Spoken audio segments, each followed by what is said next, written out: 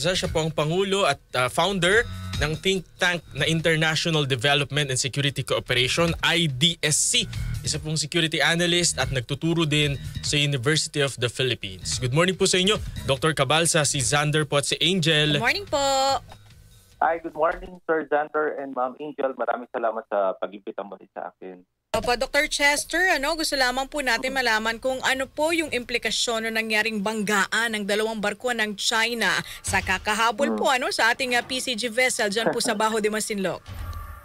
Alam niyo po, ang China ngayon di ba kinakatakutan ng buong mundo dahil sila ay may pinakamaraming naval fleet, Coast Guard Armada sa buong mundo.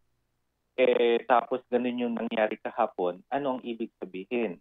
One is mahina sila sa navigational precision nila. Hindi na nangahulugan na kapag meron kang pinakamaraming vessels, magaling ka na. No? Ibig sabihin, mahina pa rin sila sa navigation nila.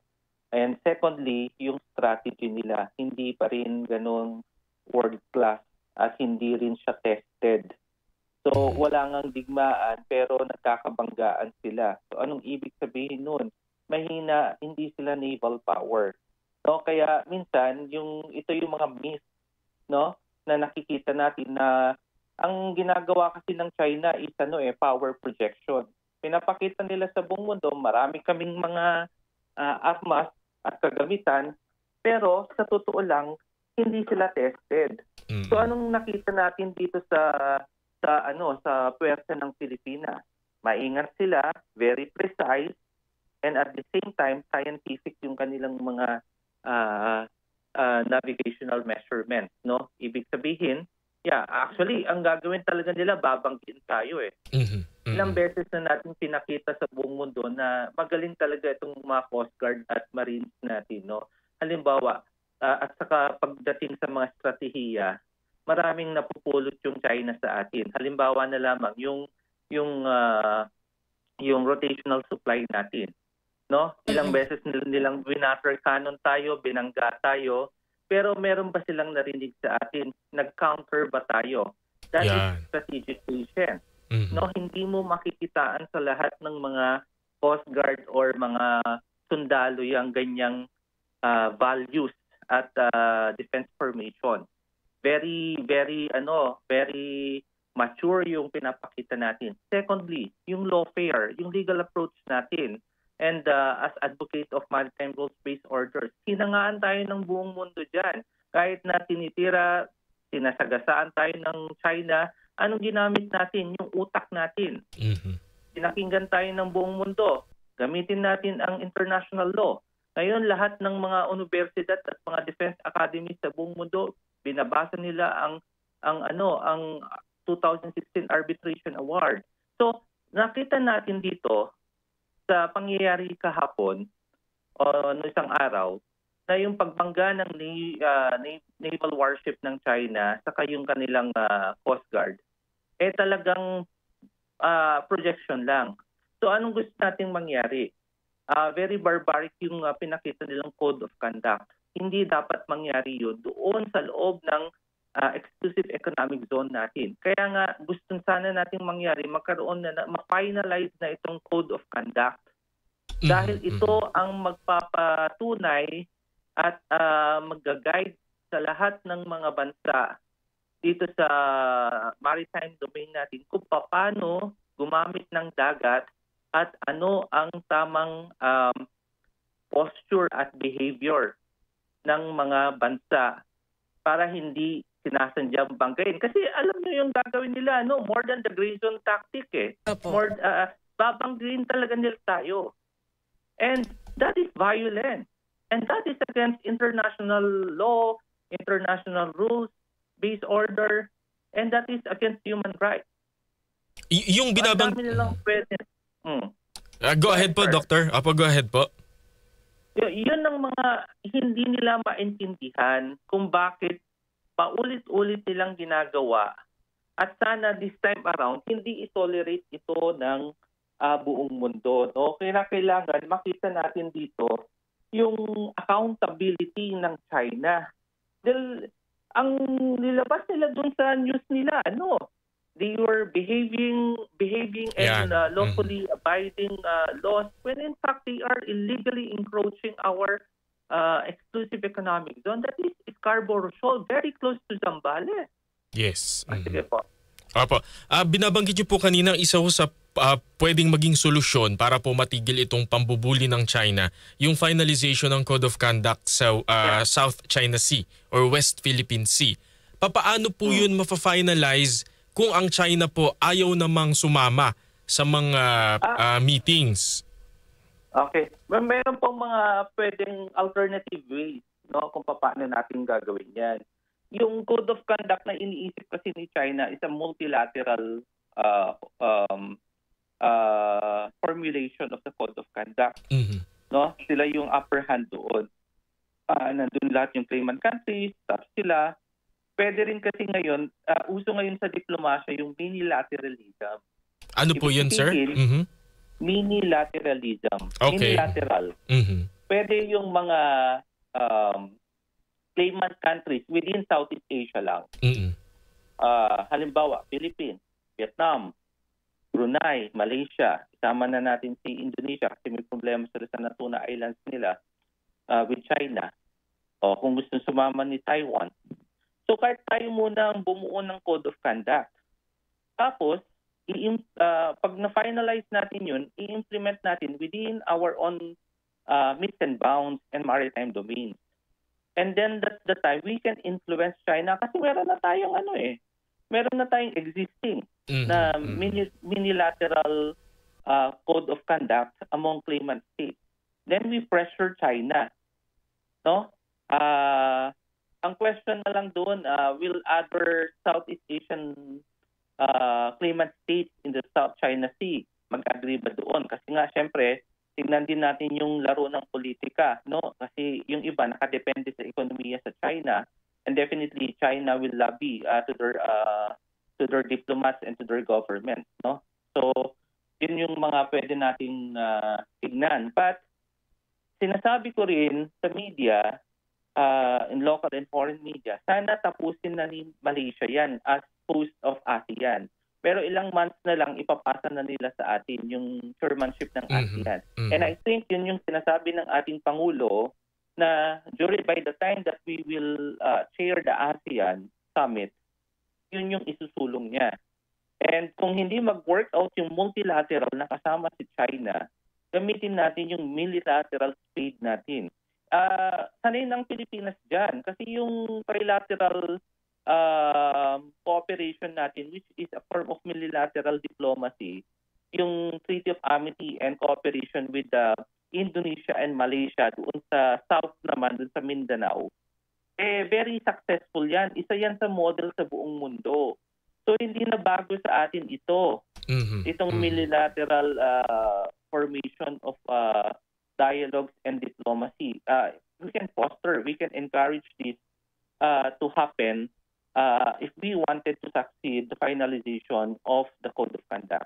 Opo. Doc Chester, habang pinaplansya pa natin itong Code of Conduct na ito, so paano po yung sanctions? Kasi do meron po tayong arbitral ruling, pero hindi naman po siya kasi binding, di ba? So parang ang enforcement.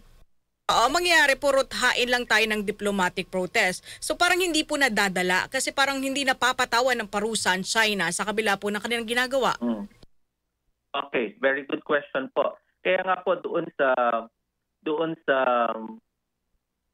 basis na gagawin natin doon sa halimbawa yung multilateral Code of Conduct among claimant states of Southeast South China Sea without China. Ilagay natin doon, ano yung salient points na pwede natin ilagay doon? One is the recognition of the 2016 Arbitral Award. Doon naman sinasabi niya na ano yung award na binibigay para sa Pilipinas. One is they debanked the 9-dash line na naging 10-dash line ngayon ng China, and they allowed Filipino fishermen to explore and exploit the resources within the exclusive economic zone. So, by mere recognition of that 2016 arbitral award, you are already enforcing it, the award, the law, because you are allowing our fisher folks to utilize the resources doon.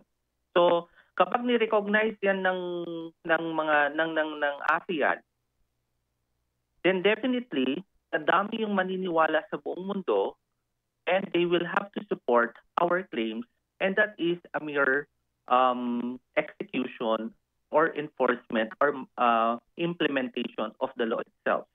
Secondly, how would we enforce it? Yung China, kapag na-pressure siya dahil syempre nangangarap din, may ambisyon yan maging superpower at ibigin siya ng mga bansa around the world, then definitely China will be compelled to follow rules. Kaya nga ito yung kasi right now pine-pressure tayo ni China through the use of force. Niraram tayo, nag-aggression tactics siya, nagdi-disinformation siya, pati na yung Palawan, inaagaw na sa atin. Yes. O susunod, buong Pilipinas na. So, that's their form of influencing the world. We have our own way of enforcing and influencing the world through lawfare, yung legal approach natin. Secondly, ang dami na nating defense partnerships. Kaka-sign lang ngayon ng Reciprocal Access Agreement which will be enforced by next month in September. Ibig sabihin, maraming yung Japanese soldiers can train here and we can train there.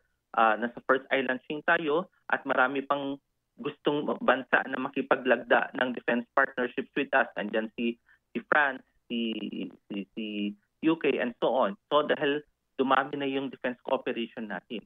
So dahil dumadami ang naniniwala sa Pilipinas at naniniwala na dapat gamitin natin yung diplomasya at yung influence natin dito sa rehiyon natin para tumigil na si China dyan sa kanyang ginagawa. And I think that those are forms, no? We cannot see it yet in actual yung enforcement kasi ang gusto natin makita siguro ng mga Pilipino, no? Tayong mga Pilipino ay talagang makipagbanggaan tayo, talagang sasabihin, isisigaw natin kay China na you are in our territory, within our yun ang gusto din natin makita. Pero mas mautak yung Pilipino, no? Mas mature mag-isip, mas strategic siya mag-isip kaysa sa ginagawa ni China na very tactical, no? Yung banggaan, very tactical yan. Pang maritime guerrilla warfare yan. Yung kanyang mga ginagawa, which I think because of that, we can also influence how UNCLOS and other international organizations will redefine their laws and conventions because of what we can offer to the world. Kung lahat yan sinusulat natin sa Code of Conduct at tinanggap na mga kapitbahay natin itong Code of Conduct, then that becomes part of common law. And it becomes a practice. And once it becomes a common practice by everyone, naturally, nagiging batas na yan sa buong mundo. So, yun yung proseso. Matagal siya, medyo sophisticated siya, pero yun yung kaya nating gawin habang tayo ay nagpapalakas pa ng military modernization natin. Siyempre, si China, lakas niya nagpa-power projection siya at ang dami niyang pera para mag-invest sa military modernization niya.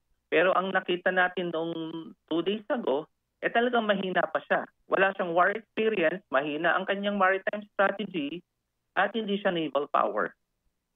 Doon ho sa mga ASEAN countries, sa palagay po ninyo, sino yung medyo hesitant na mag-agree sa ating claims? Okay. Meron akong formula na ginawa na sinasabi sa mga academic conferences, sa think tank, diplomacy, kapag nasa abroad ako.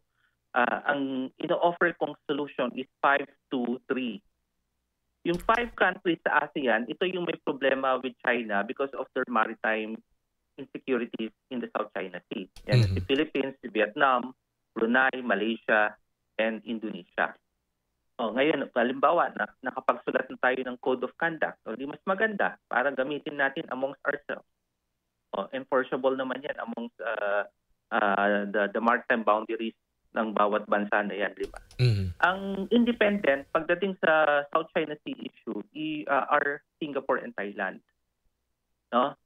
Si Singapore and Thailand can lobby kasi may bosses naman sila yan sa ASEAN.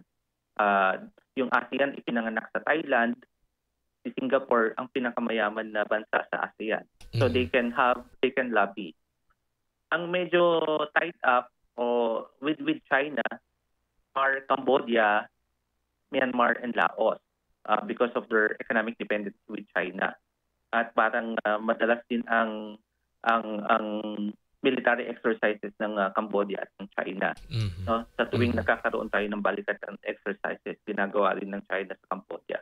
Tsaka sir, kadikit po yung dalawang bansa by land eh. Right. So ngayon, kung tayong 5 na bansa ay nagkakaintindihan sa maritime security natin, tapos may code of conduct tayo, then pwede mag-facilitate si Singapore and Thailand. Kasi ang ASEAN way, ang behavior ng ASEAN is non-intervention and consensus.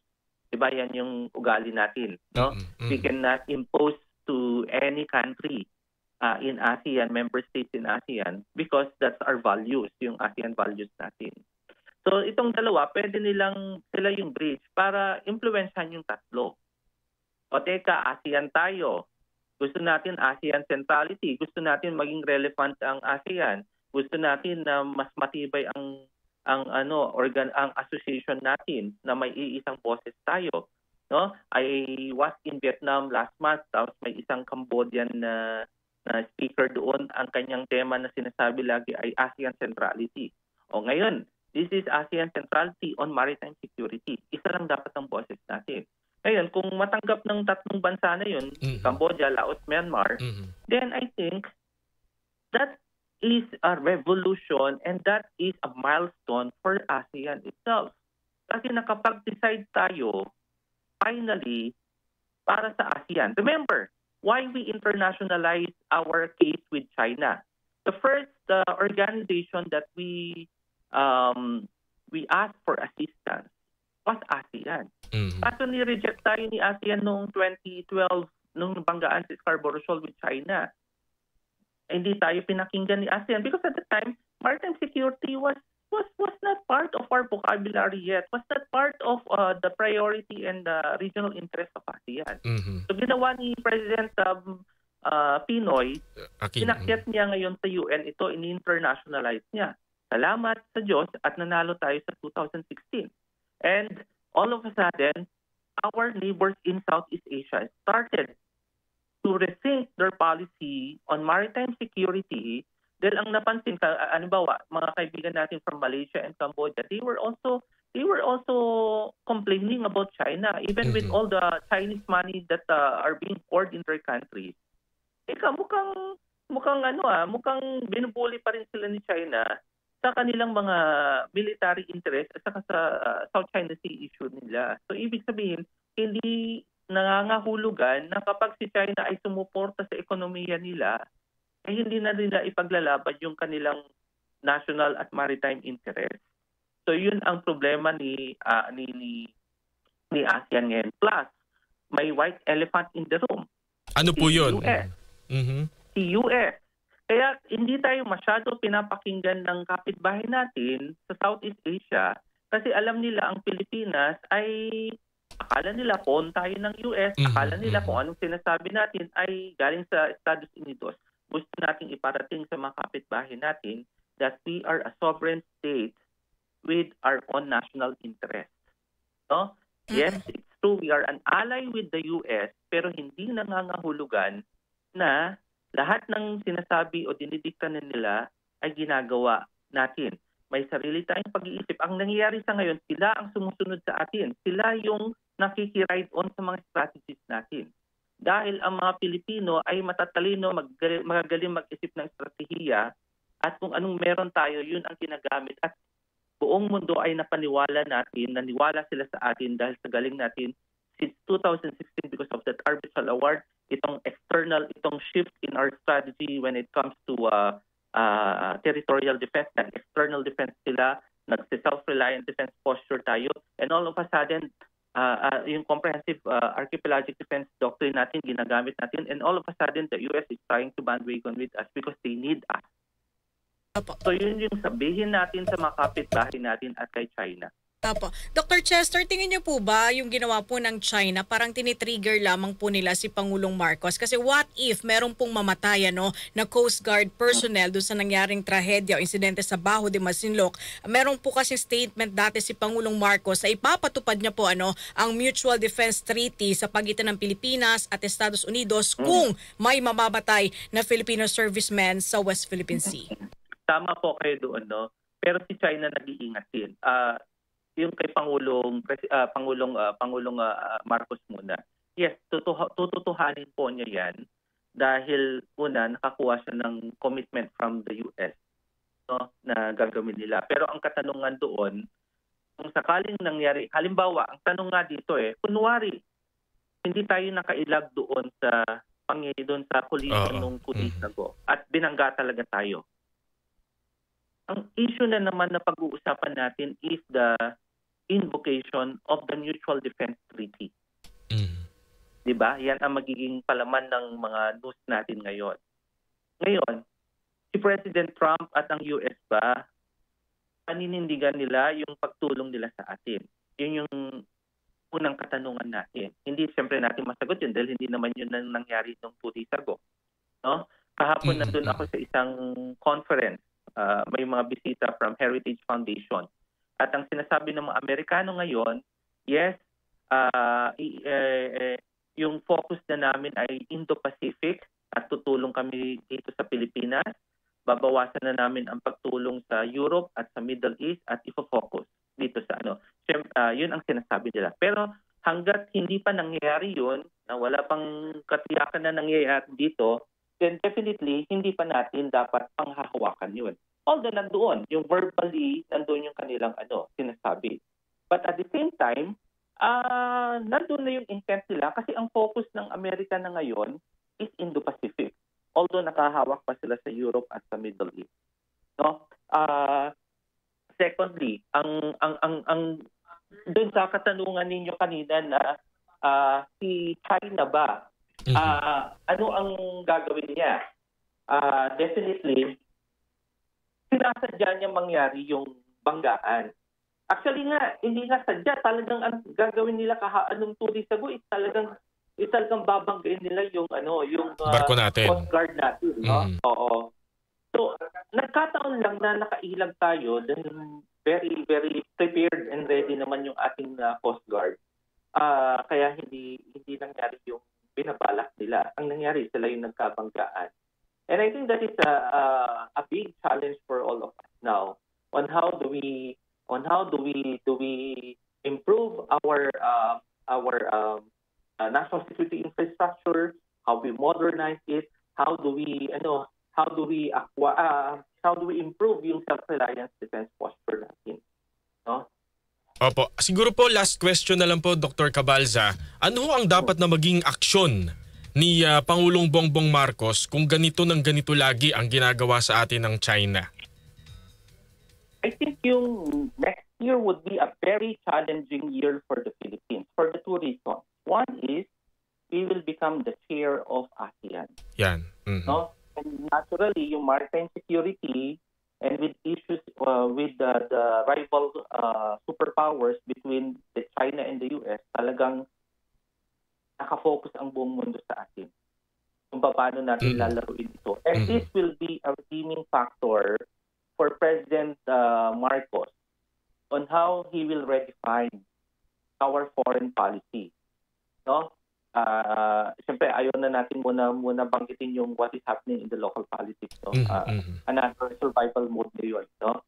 Secondly, we are vying for another opportunity to sit as a non-permanent member of the UN Security Council. Nagawa na natin yan in the past. No? The last time that we became non-permanent UNSC member was during the time of President Gloria Arroyo. No? So, tingnan natin kung papalarin. Kung sakali makaupo ang Pilipinas as non-permanent UNSC member, and definitely that's a big challenge again on how we will elevate our maritime security concern to the world. No, kasi ang katanungan ngayon, lagi na lang hanggang alam mo, ang China gagawin niya yan hangga't hindi niya nakukuha yung gusto niya until 2049 na ma-reunite yung Taiwan sa mainland China at makuha yung mga resources and yung maritime features doon sa South China Sea.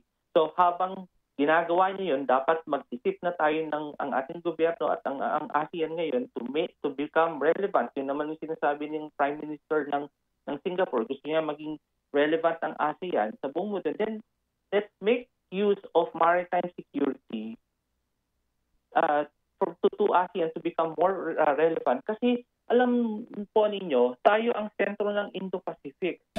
At ang ASEAN, pag nagsama-sama yan, we will become the fourth biggest economy in the world, and naturally if you secure your boundaries and your maritime domains, kasi doon nanggagaling ang pagkain natin, then definitely we are going to make ASEAN more secure and prosperous. So nakikita ninyo yung ripple effect lahat ng nangyayari. Hindi lang ito problema ng Pilipinas, kundi problema rin po ito ng rehiyon dahil tayo po ang battleground ng sinasabi nilang Cold War between the US and China. Opo. And with that, Dr. Cabalza, maraming po. salamat po. Maraming salamat po. Si Dr. Chester Cabalza po, ang Pangulo at Founder ng International